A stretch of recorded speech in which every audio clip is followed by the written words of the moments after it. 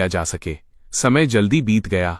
जब मैंने और सेरेना ने साइड रूम की सफाई खत्म की तो उन दोनों ने मुश्किल से ही कोई ब्रेक लिया था। दोपहर हो चुकी थी, तभी सेरेना को मिया का कॉल आया। वह शहर के ट्रेन स्टेशन पहुंच चुकी थी। घर का सब कुछ सॉर्ट आउट करके वे दोनों शहर की तरफ निकल गए।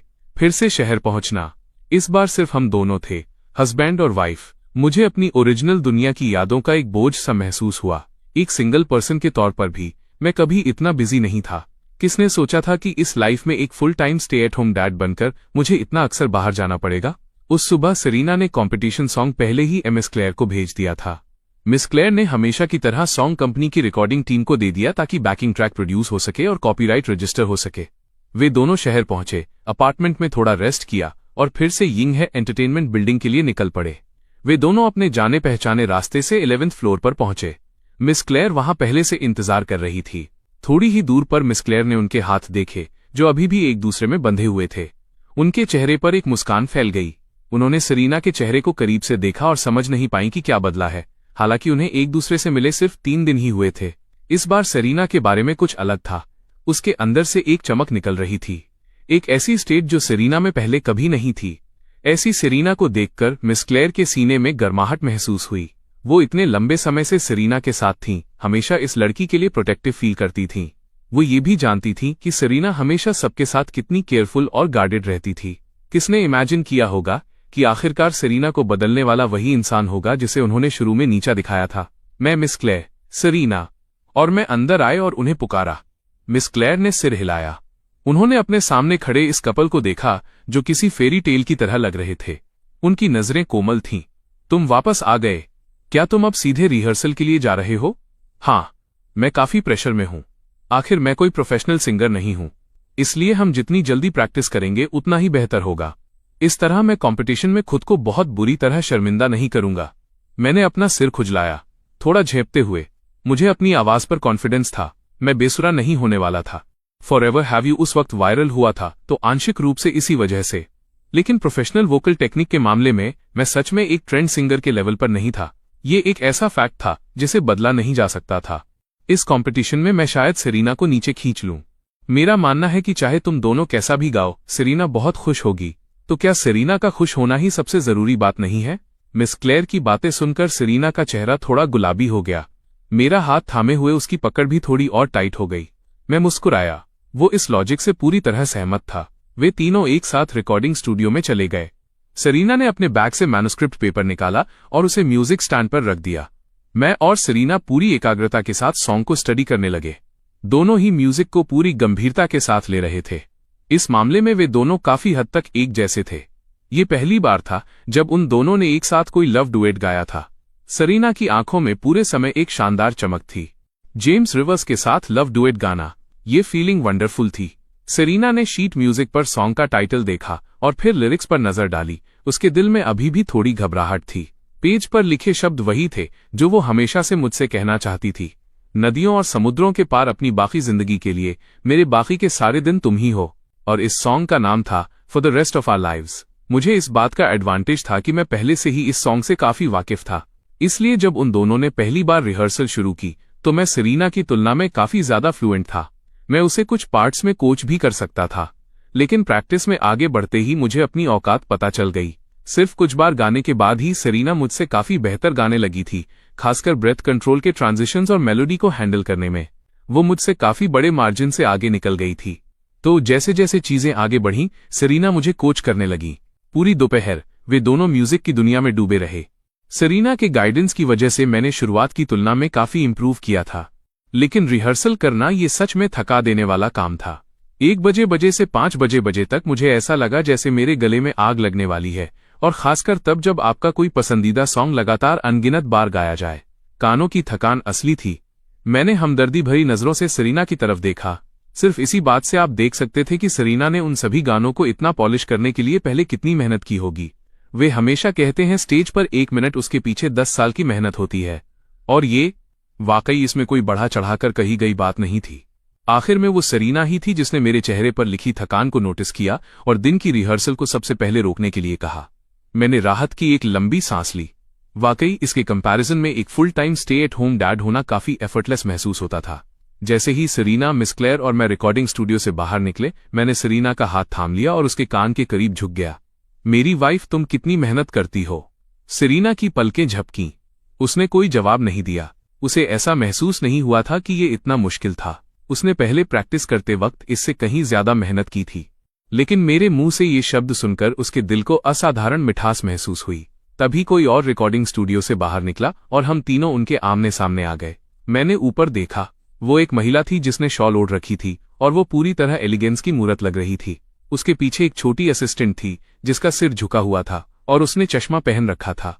उस महिला ने बस हम तीनों पर एक नजर डाली, फिर एक हल्का सा हफ निकाला और हमारे पास से तेजी से निकल गई, पहले एलिवेटर की तरफ बढ़ते हुए।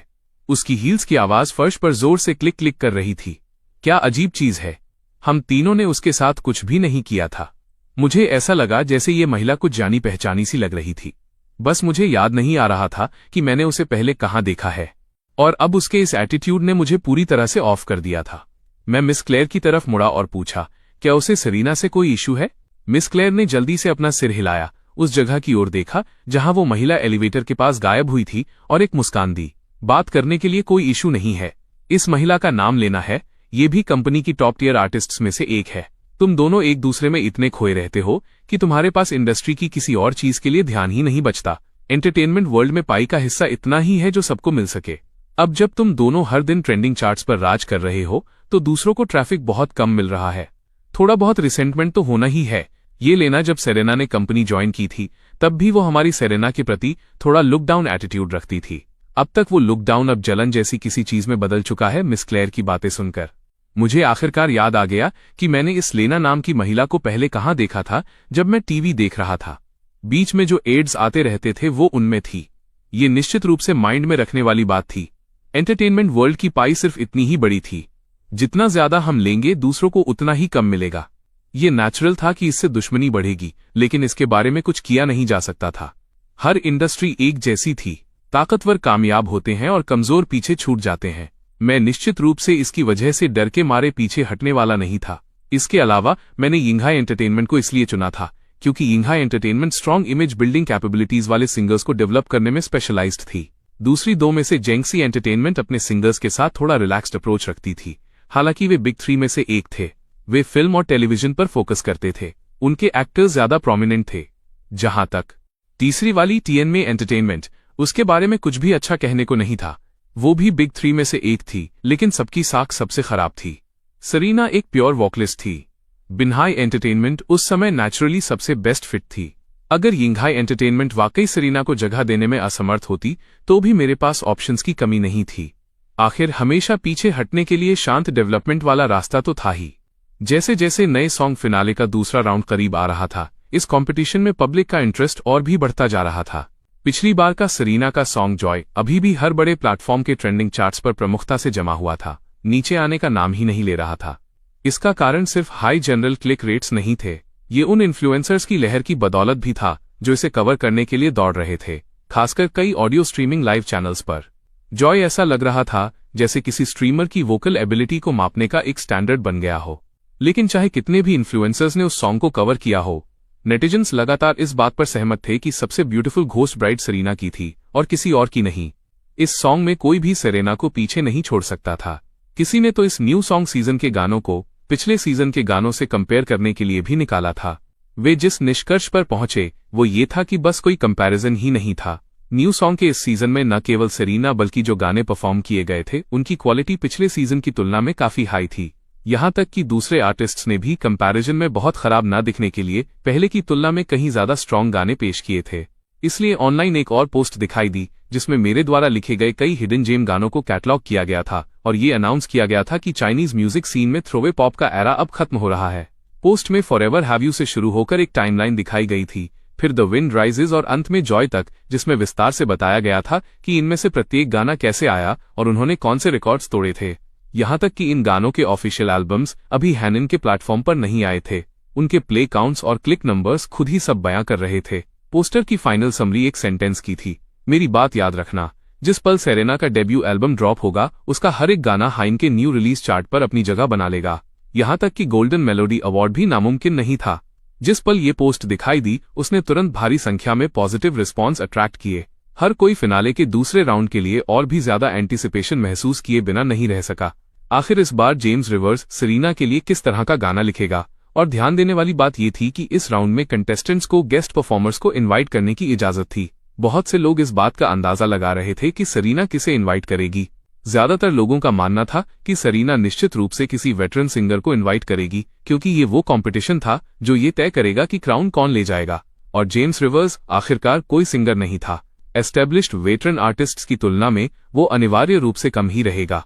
एंटरटेनमेंट वर्ल्ड आखिरकार, जो लोग इस बात की गहराई समझते थे वे जानते थे कि पैसे की खातिर चीजें कितनी धुंधली हो सकती हैं। यहां तक कि सबसे परफेक्ट कपल भी अपने फायदों की खातिर झुक सकता है। लेकिन कुछ लोग ऐसे भी थे, खासकर मेरे और सेरेना के फैंस, जो अपने दिल में दबी हुई उम्मीद लगाए बैठे थे कि सेरेना मुझे ही इनवाइट करेगी। आखिरकार जब से वे दोनों पब्लिक की नजर में आए थे, उन्होंने जो कुछ भी दिखाया था उसमें एक इंसान दूसरे के बारे में ही सोच रहा था। उन्हें उम्मीद थी कि एंटरटेनमेंट वर्ल्ड में ऐसा भी एक कपल हो सकता है जो लहरों के खिलाफ तैर सके, ताकि इस धुंधली इंडस्ट्री को एक साफ सुथरा कोना मिल सके। बाहर की दुनिया में जो कुछ भी हो रहा था उसके बारे में मुझे और सेरेना को कोई अंदाजा नहीं था। उस दौरान हर दिन हम सुबह जल्दी निकलते और देर से वापस आते, पूरी लगन के साथ सॉन्ग की रिहर्सल करते। सेरेना की कोचिंग की बदौलत मेरी वोकल टेक्निक तेजी से सुधर रही थी। 7 सितंबर को न्यू सॉन्ग फिनाले का दूसरा राउंड ऑफिशियली शुरू हुआ। अब तक ऑडियंस को ये नहीं पता था कि सेरेना और मां अन्यून ने अपने गेस्ट परफॉर्मर्स के तौर पर किसे इनवाइट किया है। सस्पेंस बनाए रखने के लिए प्रोडक्शन टीम ने इस मामले में एक भी जानकारी लीक नहीं होने दी थी। सिटी स्टेडियम में कंपटीशन वेन्यू के बाहर लोगों की भारी भीड़ जमा हो चुकी थी। लाइव ऑडियंस के अलावा वहां अलग अलग कंपनियों के रिपोर्टर्स भी थे, जिनकी संख्या पिछले किसी भी एपिसोड से कहीं ज्यादा थी। न्यू सॉन्ग फिनाले का दूसरा राउंड, एक ऐसा राउंड जो ये तय कर सकता था कि चैंपियनशिप कौन जीतेगा। और ये एपिसोड एक रोमांटिक डुएट था, जिसमें गेस्ट परफॉर्मर की चॉइस को लेकर पिछले कई दिनों से ऑनलाइन काफी चर्चा हो रही थी। कई लोग अंदाजा लगा रहे थे कि क्या दो बड़े एंटरटेनमेंट जायंट्स इस राउंड के लिए अपने सबसे बड़े म्यूजिकल नामों को उतारेंगे। आखिरकार पिछले एक्सपीरियंस के आधार पर न्यू सॉन्ग चैंपियनशिप जीतना असल में आर्टिस्ट के फर्स्ट ईयर में जगह बनाने का एक टिकट था। रहस्य बनाए रखने के लिए रेंचा ने इकट्ठा हुए रिपोर्टर्स के लिए exclusive pre show interview slots का इंतजाम किया था। स्टेडियम के दरवाजों के बाहर प्रोडक्शन टीम द्वारा पहले से तय किए गए गेस्ट परफॉर्मर्स चुपचाप बैकस्टेज एरिया में जा चुके थे। रिपोर्टर्स के इंटरव्यू के लिए सिर्फ सेरेना और मां अन्यून ही बची थीं, जो फिनाले की जानी मानी कंटेस्टेंट्स थीं। शाम के 7 बजे मिस क्लेयर के साथ सेरेना एंट्रेंस पर दिखाई दी। जैसे ही वे वहां पहुंचे, भीड़ की तरफ से चीयर्स की लहर दौड़ गई। कुछ ही देर में मां अन्यून और उसकी असिस्टेंट भी एंट्रेंस पर दिखाई दी, जिनका स्वागत फिर से चीयर्स के साथ हुआ। कमबैक के बाद सेरेना का ये पहला फॉर्मल इंटरव्यू था। रिपोर्टर्स की आंखों में एक भूखे भेड़िए जैसी चमक थी। वे उसे घेरने के लिए आगे बढ़े। हर कोई सबसे पहले बेस्ट मटेरियल हासिल करने की होड़ में था। मिस सेरेना, आज के लिए आपने किस गेस्ट परफॉर्मर को इनवाइट किया है? जब हम परफॉर्म करेंगे तब आपको पता चल जाएगा। सेरेना ने अपना सिर हिलाया और मजाक में जवाब दिया। वो कुदरती तौर पर बताने वाली नहीं थी। प्रोडक्शन टीम ने इस बारे में बिल्कुल साफ निर्देश दिए थे।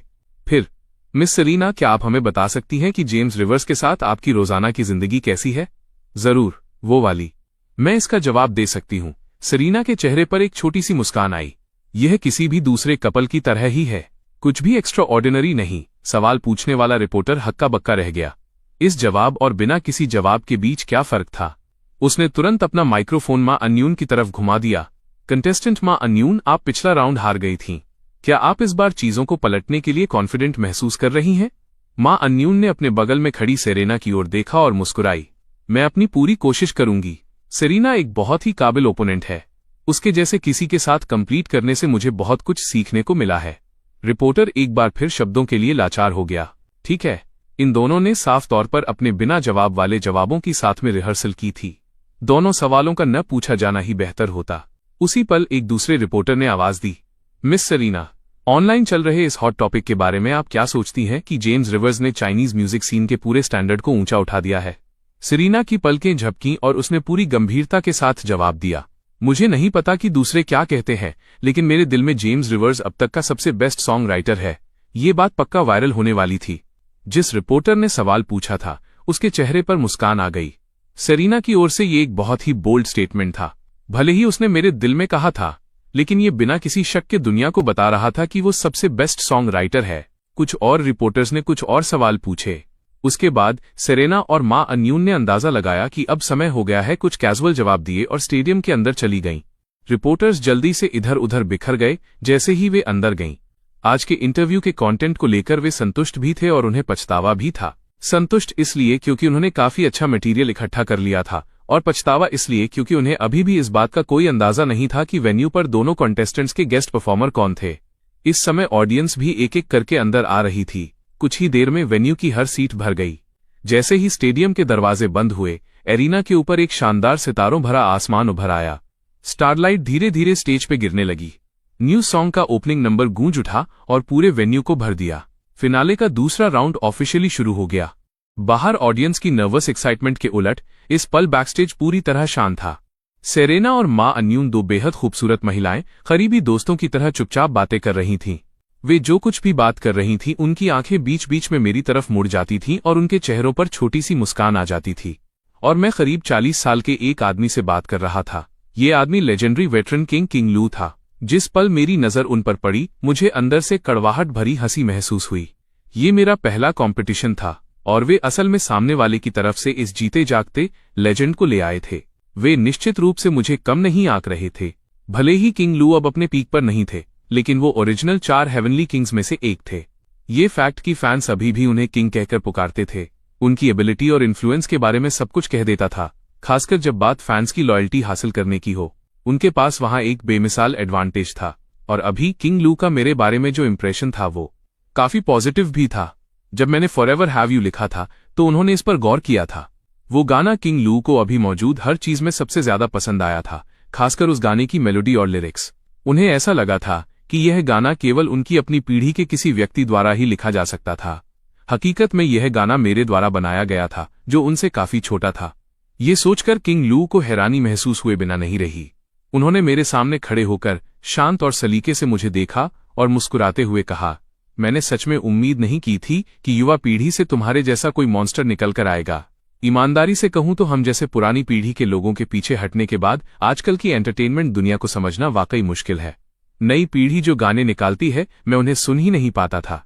जब तक मैंने तुम्हारा फॉरएवर हैव यू नहीं सुना, तब तक मुझे एहसास नहीं हुआ कि युवाओं में अभी भी वाकई प्रभावशाली टैलेंट मौजूद है। इस बार उनसे मिलकर मैंने अपना सिर खुजलाया। मैंने ये भी पाया कि इस किंग का स्वभाव वाकई वार्म था और वे बिना किसी घमंड के पेश आ रहे थे, उन अभिमानी मशहूर हस्तियों से कहीं बेहतर जिनसे मैं पहले मिल चुका था। किंग लू, आप बहुत दयालु हैं। आप मेरे सीनियर हैं। अभी बहुत कुछ है जो मुझे सीखने की जरूरत है। मैं इसके बारे में वाकई विनम्र था। इस तरह के किंग सम्मान के हकदार थे।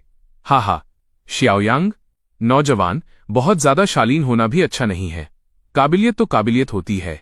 तुम्हारी उम्र में मैं गुमनामी में संघर्ष करने वाला एक मामूली इंसान था। किंग लू की हंसी ने दूसरी तरफ की दोनों लीडिंग लेडीज का ध्यान खींचा। मां अन्यून की आंखें पल भर के लिए झपकीं। किंग लू के साथ काम करने का यह उसका भी पहला अनुभव था, लेकिन जब वो किंग लू से बात कर रही थी तो उसने स्पष्ट रूप से एक अजीब सी झिझक महसूस की थी। और फिर भी सामने वाला आदमी अभी एक किंग के साथ आसानी से हंस हंसकर बातें कर रहा था। ये काबिलियत और पर्सनल मैग्नेटिज्म दोनों था। ये आदमी वाकई कमाल का था। मां अन्यून ने अपनी नजर हटाई और अपने बगल में सेरेना की ओर देखा। उसने पाया कि सेरेना मुझे कोमलता भरी आंखों से देख रही थी। उस पल में मां अन्यून को वाकई जलन महसूस हुई। स्टेज पर होस्ट शेनुआ पहले ही एंट्री कर चुकी थी।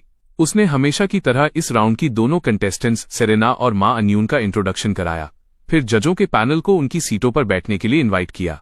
तभी वो वाकई प्रतीक्षित पल आया, कंटेस्टेंट्स का स्टेज पर आना। स्टाफ के सिग्नल पर मां अन्यून और सेरेना रोशनी में चलते हुए धीरे धीरे स्टेज की ओर बढ़ीं। उन दोनों ने मैचिंग लॉन्ग गाउन पहने हुए थे, जिन्हें प्रोडक्शन टीम ने पहले से डिजाइन किया था। फर्क सिर्फ इतना था कि सेरेना का गाउन व्हाइट था, जिसके चेस्ट पर एक छोटा गोल्डन रोज था, जबकि मां अन्यून का गाउन गोल्डन था, जिसके चेस्ट पर एक छोटा व्हाइट रोज था। एक बगल की लड़की जैसी लग रही थी, सिंपल और दिलकश, तो दूसरी एक रॉयल प्रिंसेस की तरह गरिमापूर्ण और भव्य। साथ साथ खड़ी उन दोनों ने एक पहली नजर में एक अनोखी और खूबसूरत तस्वीर पेश की। लेकिन आप उन्हें जितनी देर तक देखते, उतना ही वे एक ही मंजिल की ओर ले जाने वाले अलग अलग रास्तों की तरह लगतीं, हर कोई अपने दायरे में सुंदरता की मिसाल। जैसे ही दोनों ने स्टेज पर कदम रखा, तुरंत आंसुओं का सैलाब उमड़ पड़ा। उनके बगल में खड़ी चेनशुआ ने एक बार फिर भावनाओं की लहर महसूस की। इन दोनों ने उन पर जो दबाव बनाया था, वो वाकई बहुत ज्यादा था। स्टेज पर हमारी 2 कॉम्पिटिटिंग कंटेस्टेंट्स का स्वागत है। इसके बाद तालियों की गड़गड़ाहट के साथ आज के गेस्ट परफॉर्मर्स का स्वागत करते हैं। सबसे पहले मां अन्यून के गेस्ट परफॉर्मर किंग लू का स्टेज पर स्वागत है। इस राउंड में मां अन्यून सबसे पहले परफॉर्म करेंगी। जिस पहले गेस्ट परफॉर्मर के चेहरे से पर्दा उठा, वे मां अन्यून के गेस्ट किंग लो थे। सेरेना के गेस्ट परफॉर्मर अभी भी एक मिस्ट्री बने रहे। ऑडियंस को तभी पता चलेगा जब वो परफॉर्म करेंगी। इस बात पर ऑडियंस अपने मन ही मन प्रोडक्शन टीम को कोस रही थी। वे चीजें छिपाने में वाकई माहिर थे, लेकिन इसने शो के उनके आनंद को बिल्कुल प्रभावित नहीं किया। जब चेन शुआ ने अनाउंस किया कि मां अन्यून के गेस्ट परफॉर्मर किंग लो हैं, तो ऑडियंस का एक बड़ा हिस्सा दंग रह गया। वे किंग लो थे, उनकी जवानी के आइडल। काफी सारे ऑडियंस मेंबर्स एक्साइटमेंट से खुद पर काबू नहीं रख पा रहे थे।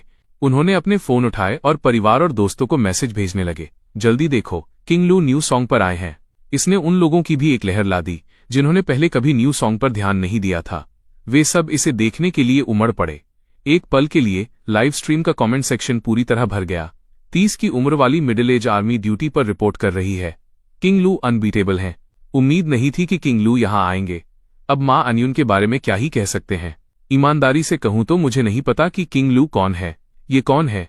ऊपर वाले कमेंट को देखकर ही पता चल रहा है कि वो माइनर है। तुम्हें किंग लो नहीं पता? मुझे भी नहीं पता। क्या वे इतने फेमस हैं? मैं सिर्फ सेरेना और जेम्स रिवर्स को जानता हूं। वे उन्हें लिटरली किंग बुलाते हैं। क्या तुम्हें वाकई पूछने की जरूरत है कि वे फेमस हैं या नहीं? हमारी जनरेशन बस बड़ी हुई है, हम मरे नहीं हैं। सपोर्ट किंग लो, सपोर्ट मां अन्यून। ये एक किंग की पावर है। उनके फैंस, हालांकि उनमें से ज्यादातर ने रोजमर्रा की जिंदगी के साथ समझौता कर लिया है, लेकिन जिस पल किंग सामने आते हैं, उनकी जवानी की यादें ताजा हो जाती हैं। स्टेज पर सेरेना और होस्ट बैकस्टेज एरिया में चले गए और स्पॉटलाइट के नीचे स्टेज मां अन्यून के हवाले कर दिया। किंग लो धीरे धीरे स्टेज के पीछे से बाहर आए। उन्होंने लाइव ऑडियंस की तरफ गर्मजोशी से हाथ हिलाया। 40 साल से ज्यादा की उम्र में भी उन्होंने खुद को बहुत अच्छी तरह मेंटेन किया था और उनमें एक मैच्योर करिश्मा साफ झलक रहा था।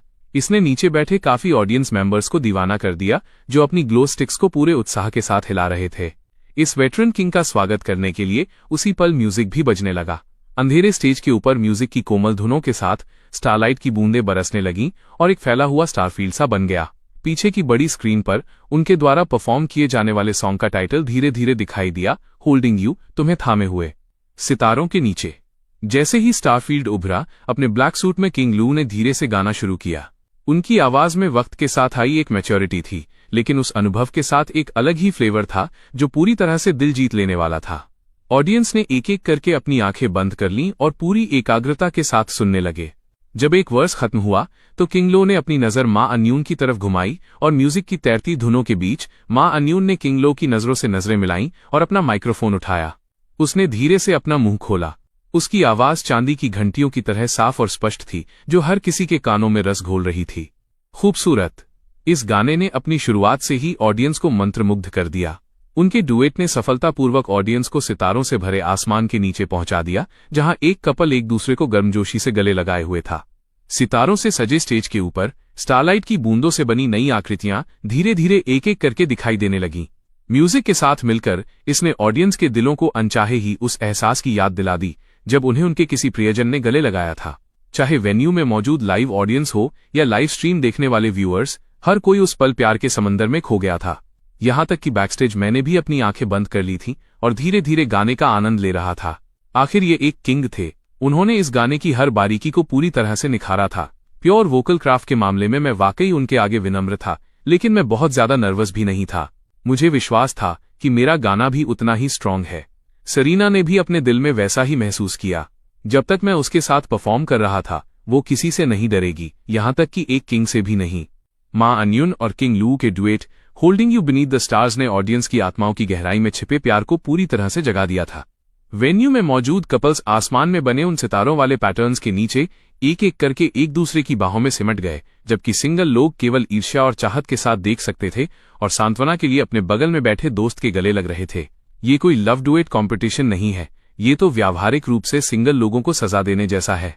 जब तक हवा में टिमटिमाती स्टारलाइट आखिरकार फीकी नहीं पड़ गई और म्यूजिक खत्म नहीं हुआ, तब तक यही माहौल रहा। किंग लो और मां अन्यून ने ऑडियंस के सामने गहरा झुककर अभिवादन किया और फिर उनकी आकृतियां धीरे धीरे अंधेरे में ओझल हो गईं और वे स्टेज से नीचे उतर गए। दोनों परफॉर्मर्स के जाने के बाद भी नीचे ग्लो स्टिक्स अभी भी एकदम तालमेल में लहरा रही थीं। मैंने किंग लो को अपनी ओर आते देखा और मन में प्रशंसा की एक गहरी लहर महसूस की। ये एक किंग की काबिलियत थी, ये एक किंग का इन्फ्लुएंस था।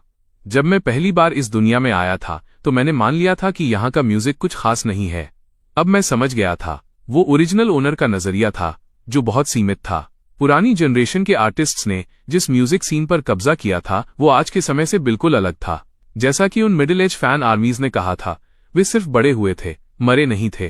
पुरानी पीढ़ी के आर्टिस्ट्स के स्पॉटलाइट से पीछे हटने के बाद वे बस अपनी लाइफ में बिजी हो गए थे, लेकिन जब ये लोग फिर से सामने आए तो वे फैन आर्मीज भी उनके साथ ही उभर कर आ गईं। पुरानी पीढ़ी के ये आर्टिस्ट्स वाकई तारीफ के काबिल थे। इस वक्त लाइव स्ट्रीम का कमेंट सेक्शन भी पागलों की तरह भर रहा था। किंग लू की एंट्री ने कई व्यूअर्स की आंखों में आंसू ला दिए थे और जिस सहजता से उन्होंने इस गाने को निभाया वो एक किंग की काबिलियत का सबूत था। बहुत समय बाद मिले किंग लू और फिर से अलविदा किंग लू। इस गाने के बाद मैं वापस अपनी असली जिंदगी की मुश्किलों से निपटने जा रहा हूं। क्या किसी ने नोटिस किया? जेम्स रिवर्स और पुरानी पीढ़ी के आर्टिस्ट्स किसी तरह एक जैसे लगते हैं। उनके बनाए गाने बस बहुत अच्छे होते हैं। यही विरासत है। चीन हमेशा ऐसा ही होता है। जब भी कोई फील्ड अपने सबसे निचले स्तर पर होती है तो हमेशा कोई न कोई आगे आता है। जेम्स रिवर्स बिल्कुल वैसा ही है। ईमानदारी से कहूं तो मैं भी अपनी उम्र के बीच के पड़ाव में हूं। इंडस्ट्री से पहले जो गाने आ रहे थे वे आखिर क्या थे? जब तक जेम्स रिवर्स नहीं आया मैंने फिर से म्यूजिक सुनना शुरू नहीं किया था। मैं बस ये जानना चाहता हूं कि सेरेना का गेस्ट परफॉर्मर कौन है। सस्पेंस मुझे मार रहा है। मुझे वाकई उम्मीद है कि वो जेम्स रिवर्स ही होगा। नामुमकिन वो नहीं होगा। एंटरटेनमेंट वर्ल्ड की समझ रखने वाले जानते हैं मां अनियुन किंग लू को लेकर आई है। सेरेना भी पीछे नहीं रहेगी। नामुमकिन क्यों है? मेरा सच में मानना है कि सेरेना और जेम्स रिवर्स बाकी सबसे अलग हैं। बहस करने के लिए क्या बचा है? बस देखो और तुम्हें पता चल जाएगा कितने जिद्दी लोग हैं। शुरू हो रहा है, शुरू हो रहा है। जब ऑनलाइन बहस अभी भी जोरों पर थी, सेरेना की आकृति स्टेज पर दिखाई दी। उसका व्हाइट गाउन, सीने पर वो छोटा सा गोल्डन फूल और उसके चेहरे पर छाई शुद्ध खुशी की चमक ने ऑडियंस को पल भर के लिए दंग कर दिया। खुशी का वो एक्सप्रेशन, वो कुछ ऐसा था जो उन्होंने अभी मां अनियुन के चेहरे पर नहीं देखा था। यह एक ऐसा एक्सप्रेशन था जिसे केवल वही पहन सकता है जो सच में प्यार में हो। जब मां अनियुन और किंग लो ने अपना डुएट गाया, भले ही उन्होंने खूबसूरती से परफॉर्म किया, लेकिन वे आंखें जो केवल प्रेमियों की होती हैं उनके पास नहीं थीं। वे आखिरकार एक कपल नहीं थे। जाहिर है वे असली प्रेमियों की तरह सहज नहीं हो सकते थे, लेकिन सेरेना अलग थी। उसकी आंखों में इस वक्त जो चमक थी वो बिना किसी शक के वही थी जो केवल प्यार में डूबी एक महिला की हो सकती है।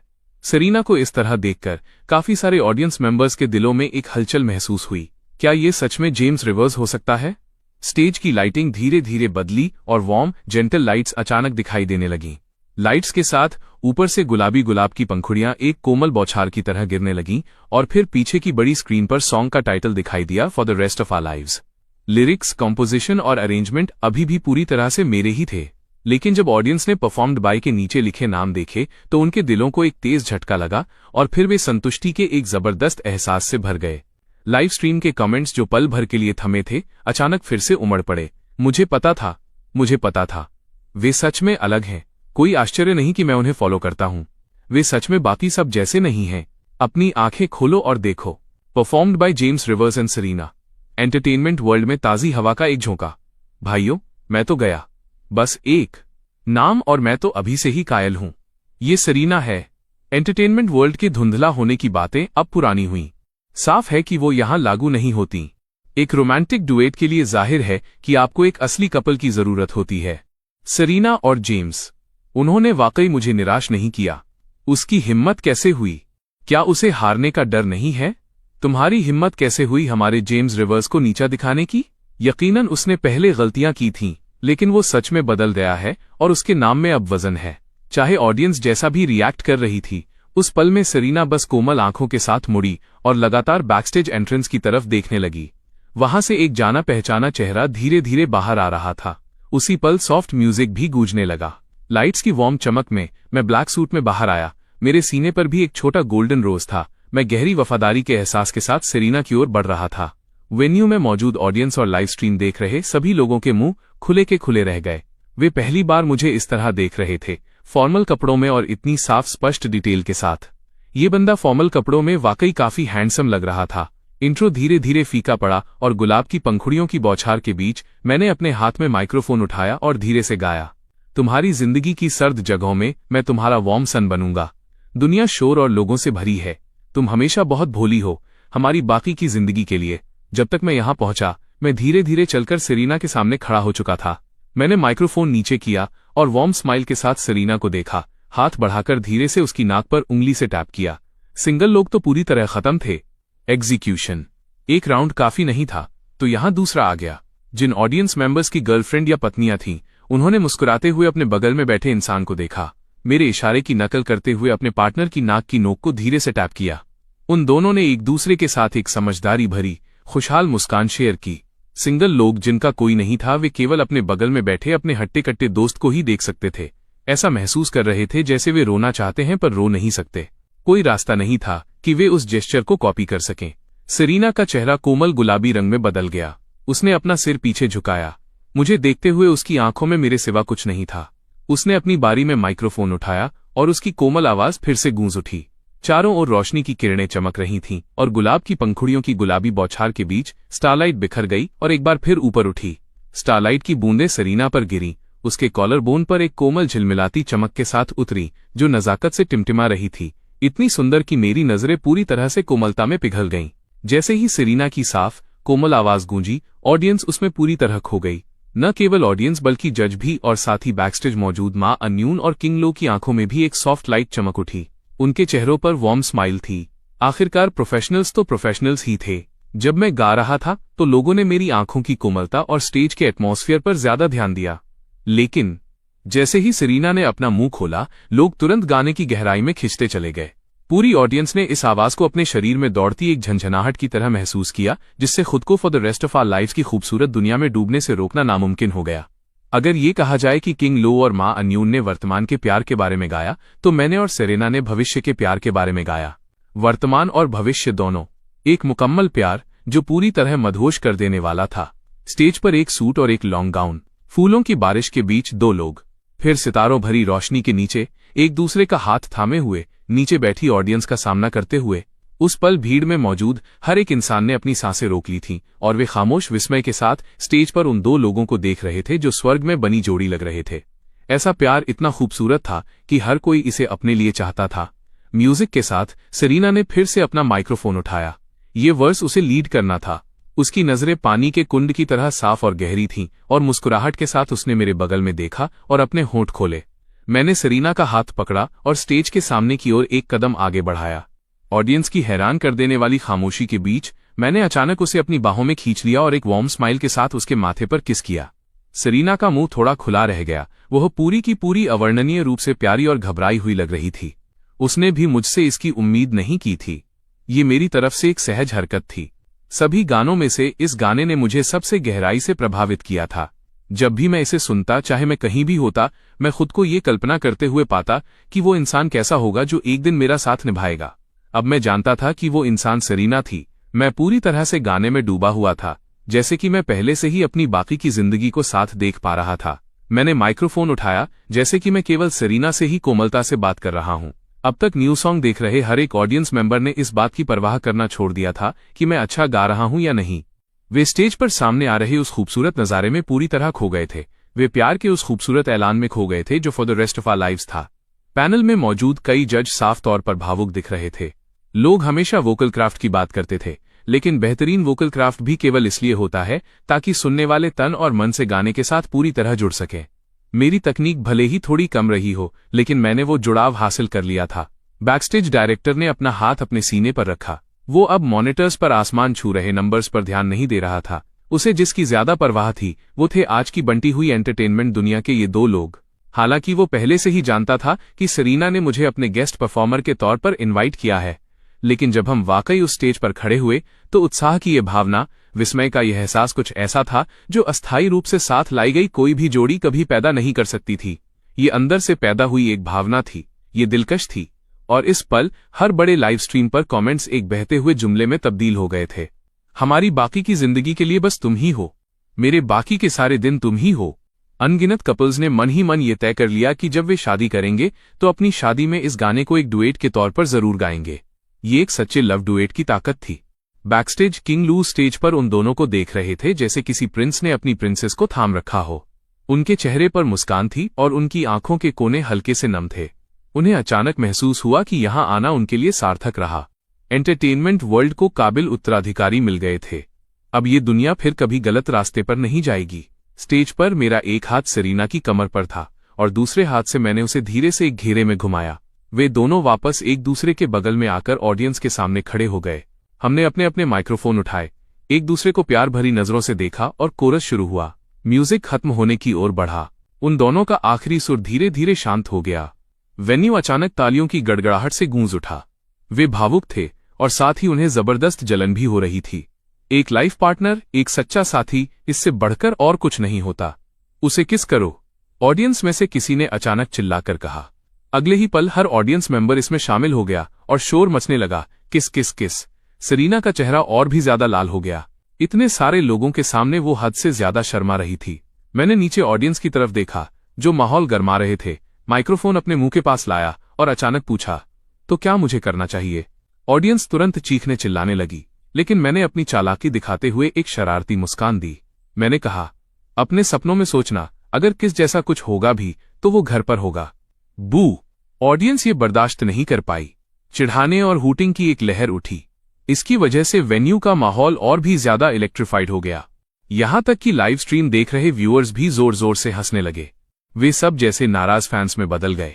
स्क्रीन पर कमेंट्स की बाढ़ आ गई। जेम्स रिवर्स, तुम तो गए, जैसे कोई सच में तुम्हें शो ऑफ करते देखना चाहता था। मत करो किसी को परवाह नहीं है। जेम्स रिवर्स, बस मान लो कि तुम नहीं कर सकते, साफ कह दो, तुम्हारी जगह मुझे करने दो। ऊपर वाले बंदे, तुम्हारी साजिश साफ दिख रही है। मैं 1000 मील दूर से इसे सुन सकता हूं। एक बार मेरे सामने एक परफेक्ट मौका था, मैंने उसकी कदर नहीं की। जब उसे खो दिया तब एहसास हुआ कि अगर भगवान मुझे एक और मौका दे तो मैं उसे पक्का किस करूंगा। लेकिन भाइयों, उसने कहा कि वो घर पर करेगा। काम अभी अधूरा है। मैंने नीचे विलाप करती भीड़ पर और ध्यान नहीं दिया। मैंने सेरेना की तरफ देखा जो शर्म से लाल और प्यारी लग रही थी। मैंने एक वार्म स्माइल दी, एक पल के लिए सोचा और अपने सीने से वो छोटा गोल्डन रोज निकालकर उसके बालों में लगा दिया।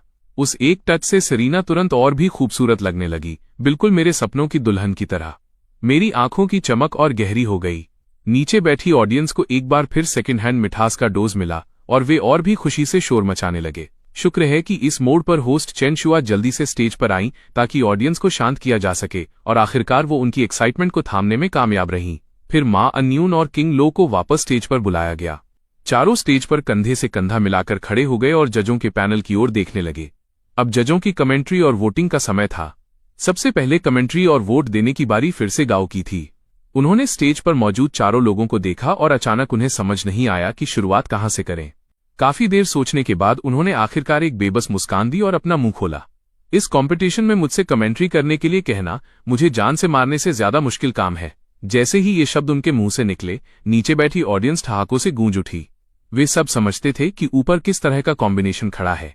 एक किंग, एक फिलहाल का निर्विवाद रूप से सबसे महान सॉन्ग राइटर और एक ऐसा गाना जिसने हर किसी को झुकने पर मजबूर कर दिया।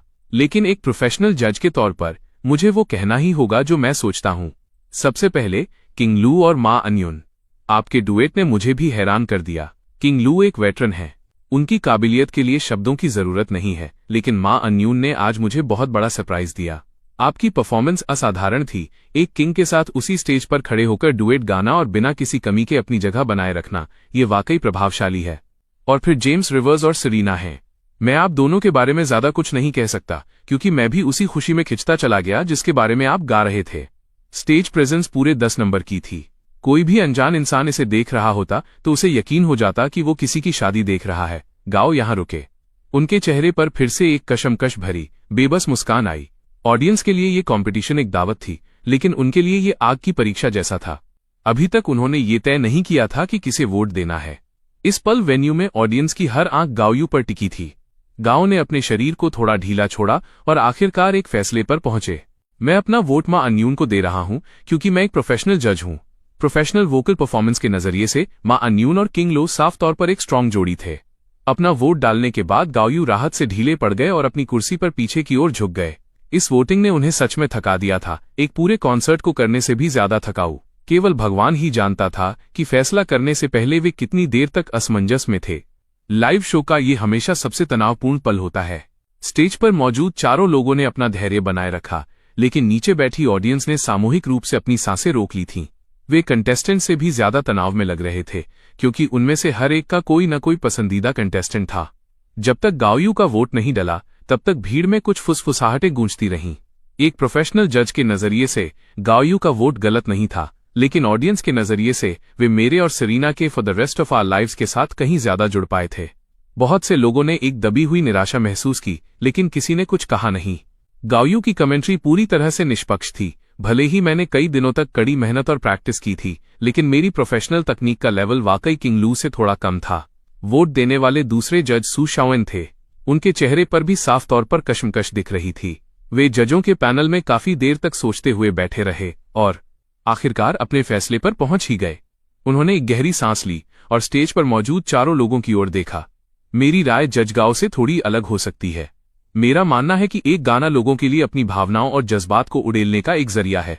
लोग एक गाने में उस पल को ढूंढते हैं जो उनके अंदर की किसी चीज के साथ जुड़ सके।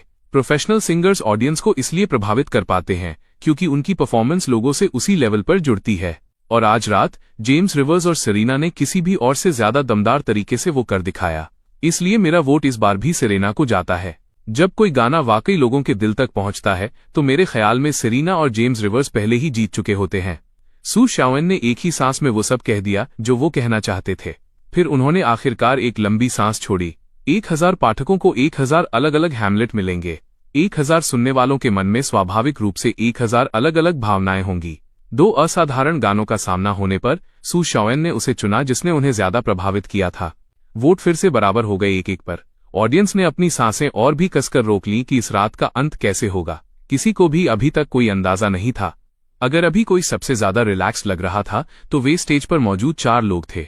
उन सबके दिलों में ये बात थी कि जीत हो या हार, उन्होंने अपना सब कुछ झोंक दिया था। अपना बेस्ट देना ही वो सबसे अच्छा जवाब है जो आप खुद को दे सकते हैं। क्या वो कहावत नहीं थी, आप बस अपना हिस्सा पूरा करें और बाकी सब किस्मत पर छोड़ दें। स्टेज पर मौजूद चारों लोगों की मानसिकता अभी यही थी। अब तीसरे जज की बारी थी। चेन यिक्सुन के वोट देने की बारी। उन्होंने पहले अपनी कमेंट्री नहीं दी। इसके बजाय वे खड़े हुए पहले स्टेज पर मौजूद चारों कंटेस्टेंट्स की ओर झुककर अभिवादन किया और फिर बड़ी भावना के साथ बोले। सच कहूं तो मैंने कई सालों से चाइनीज म्यूजिक सीन पर ध्यान नहीं दिया था, लेकिन आज मुझे एहसास हुआ कि मैं गलत था। पता चला कि चाइनीज म्यूजिक सीन उतना कमजोर नहीं है जितना मैंने कल्पना की थी। आज रात यहां खड़े होकर मैं 2 असाधारण प्रेम गीतों के आने का गवाह बना। मैंने नई और पुरानी पीढ़ी के बीच पैदा हुई उस चमक को भी देखा। अगर हम विशुद्ध रूप से दोनों कंटेस्टेंट्स की परफॉर्मेंस और गानों पर फैसला कर रहे होते तो मैं यह वोट सेरेना को देता, लेकिन गेस्ट परफॉर्मर्स के कंट्रीब्यूशन को ध्यान में रखते हुए मैं अभी भी मां अन्यून और किंग लो को चुनता हूं। मैं जज गाओ की राय से सहमत हूं। खुद एक प्रोफेशनल सिंगर होने के नाते मेरा झुकाव स्वाभाविक रूप से उस जोड़ी की ओर है जो तकनीकी रूप से ज्यादा निपुण थी। इसलिए मेरा वोट मां अन्यून को जाता है। जैसे ही चेन यिक्सुन की बात खत्म हुई, मैंने स्टेज से एक बेबस मुस्कान दी। वाकई आखिरकार मैंने सेरेना को पीछे खींच ही लिया था। उस वोट के साथ गिनती 2-1 हो गई। सबकी निगाहें लू रुइंग की तरफ मुड़ गईं। डायरेक्टर के कैमरे ने ठीक उसी पल लू रुइंग पर क्लोजअप जूम किया। जब कैमरा उनकी ओर मुड़ा तो हर कोई अचानक ठिठक गया, क्योंकि उन्होंने देखा कि लू रुइंग चुपचाप अपने आंसू पोंछ रही थीं। खुद प्रेम गीतों की पूर्व रानी होने के नाते लू रुइंग एक लव सॉन्ग की अहमियत को किसी और से ज्यादा गहराई से महसूस करती थीं। वो उस खूबसूरत प्यार से भावुक हो गई थीं जो सेरेना और मैंने स्टेज पर दिखाया था। उन्होंने देखा कि कैमरा पहले से ही उनकी ओर था और तभी उन्हें एहसास हुआ कि उनका संयम डगमगा गया है। उन्होंने जल्दी से फिर से अपनी आंखें पोंछीं और एक छोटी सी मुस्कान बिखेरी। मुझे माफ करें, मैं अपनी भावनाओं पर काबू नहीं रख पाई। ये वोट सेरेना को जाता है। कमेंट्री के तौर पर मेरे पास कहने को बहुत कुछ नहीं है। मैं बस इतना कहना चाहती हूं कि आपके गाने ने मुझे झकझोर दिया। स्टेज पर लू रुइंग की इस सच्ची और भावुक अभिव्यक्ति को देखकर सेरेना और मैंने एक साथ उन्हें झुककर सम्मान दिया। खासकर मैंने जजों के पैनल पर उस जाने पहचाने चेहरे को देखकर मेरा दिल उन भावनाओं से भर गया जिन्हें मैं शब्दों में बयां नहीं कर सकता था। इस दुनिया की लू रुइंग मेरी मूल दुनिया वाली से बहुत अलग नहीं थी, लेकिन उसका सबसे मशहूर गाना अभी तक यहां नहीं आया था और मेरे पास ये जानने का कोई तरीका नहीं था कि वो कभी इस दुनिया में आएगा भी या नहीं। मेरे दिल में एक शांत उदासी छा गई। मुझे रह रहकर लग रहा था कि अगर वो गाना कभी नहीं आया तो ये एक ऐसा नुकसान होगा जिसे ये दुनिया हमेशा ढोती रहेगी। अब चारों जजों की वोटिंग खत्म हो चुकी थी। मुकाबला 2-2 की बराबरी पर था और अब ऑडियंस की बारी थी। बड़ी स्क्रीन पर रियल टाइम वोटिंग शुरू हो गई। वेन्यू में मौजूद हर एक ऑडियंस मेंबर ने अपने फोन निकाल लिए। उनके हाथ अपने पसंदीदा कंटेस्टेंट के लिए वोट करने को बेताब थे। उस पल हर बड़े लाइव स्ट्रीम के कमेंट सेक्शन में सन्नाटा छा गया। न्यू सॉन्ग को फॉलो करने वाला हर व्यक्ति वोट बटन दबाने में बिजी था। न्यू सॉन्ग की वोटिंग का नियम बहुत सख्त था। एक व्यक्ति एक वोट, वो भी असली नाम के साथ। ऐसी स्थिति में डाला गया हर एक वोट ऑडियंस के लिए नतीजे के लिहाज से बेहद महत्वपूर्ण था। यह पूरी तरह से एक अलग तरह की जंग थी।